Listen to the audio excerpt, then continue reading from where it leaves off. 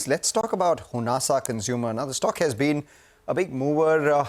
It's in focus for a bunch of reasons. The fourth quarter results, and more importantly, along with the results, they announced an acquisition as well, the R&D capabilities of CosmoGenesis Labs. So to discuss this and more on their business outlook, how they see the year going ahead, we're joined by Varun Alagh, who's the chairman of the company. Thanks a lot, Varun, for joining in.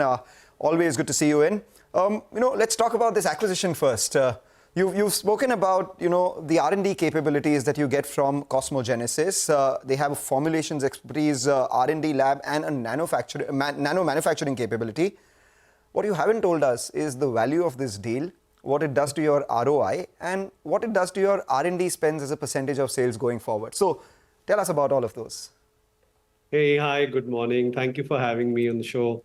I think, firstly, like we have mentioned in the past, that innovation and product quality is at the heart of what we are building, right? Because we clearly realize that, we are crafting for Indian consumers, keeping Indian skin, Indian weather in mind, right? And hence enhancing our capabilities in that direction gets us even more love from consumers. And we've been building that organically for the last 5 years. And now with this opportunity, we had been working with CosmoGenesis as a partner for the last couple of years, whereby we were able to actually engage with them and understand their capabilities. And they have existed for almost 25 years, whereby they have developed over 5,000 commercial formulations for other FMCG players, as well as the D2C startups in India.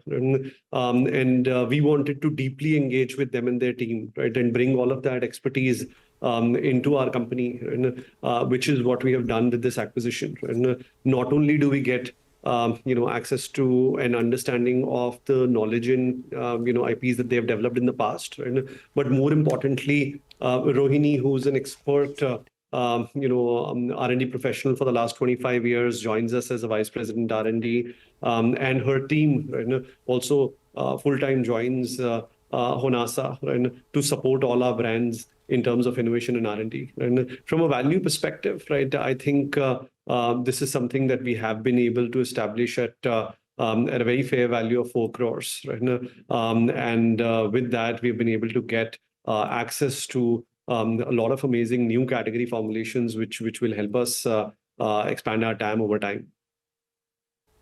Okay, all right, Varun. Hi, good morning and good to see you. Ben, so it's a small acquisition, but as you said, it's a strategic one in nature. Let's move on in terms of business then. For the coming year, that's FY25, what kind of a growth can you guide? FY24, by the way, was pretty strong, close to 30% growth on the top line. Margins went to around 7% odd. But what it did in the past is what the street appreciates, but they want to know what's the way ahead. So guide us on that. So I think we have talked about the fact that we want to continue to deliver growths which are significantly better than the FMCG sector, and continue to gain share. In line with that, we are confident of delivering ahead of 20% growth as we get into FY25. Right?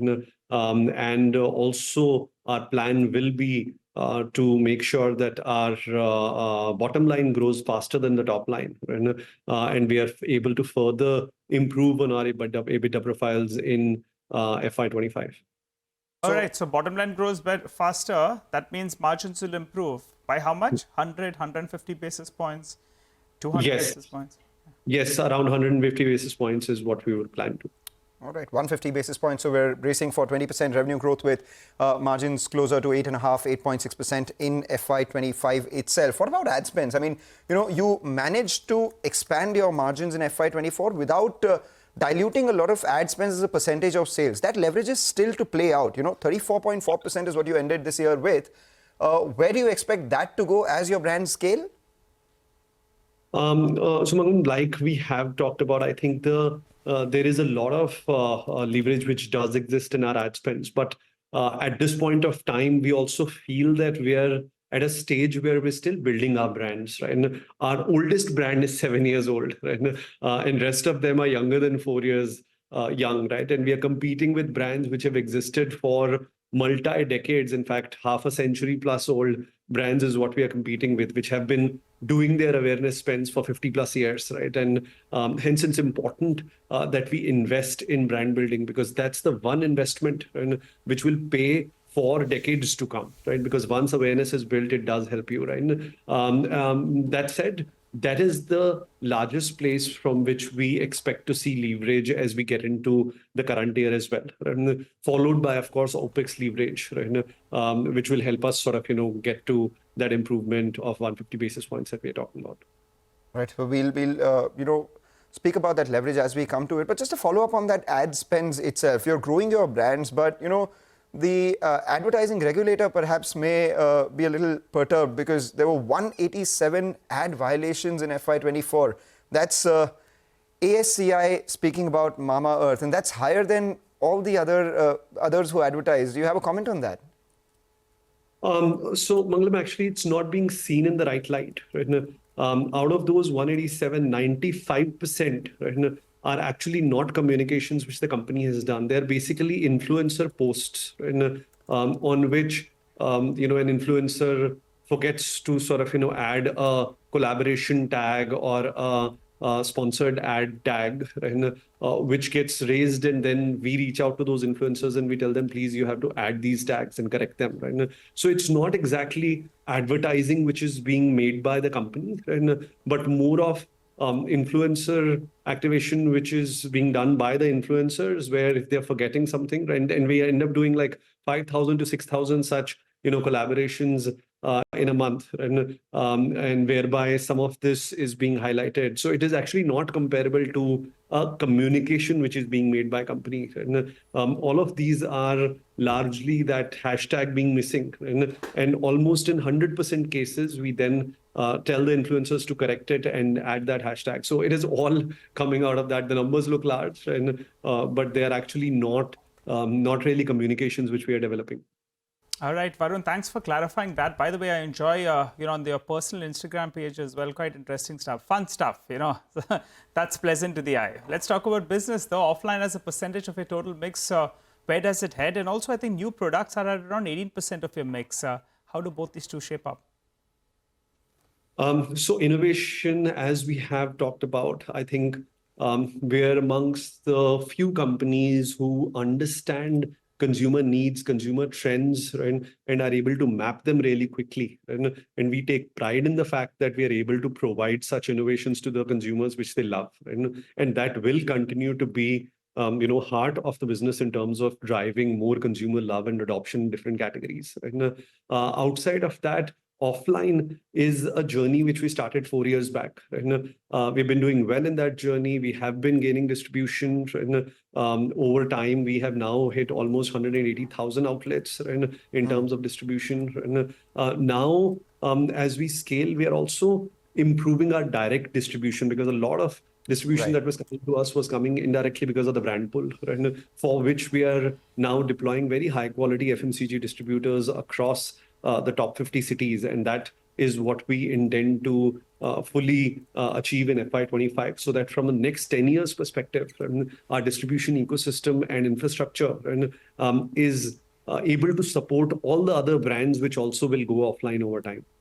So the universe is over 9 million outlets. You are at sub 2 lakh. What's your target for the next couple of years? For the next 3 years, I think we would like to get to about 400,000 to 500,000 outlets, right? Because we are also a mass premium priced player, right? And for us, value-weighted distribution is more important than numeric distribution, right? And that's what we would like to chase. We would want to be in quality of outlets, right? Rather than just chase quantity.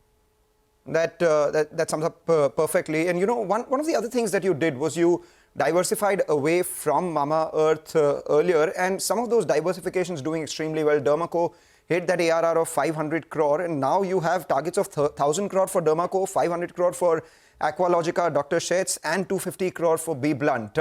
Again, you've given us these aspirational targets. The street likes what you're saying. The stock is higher as you speak.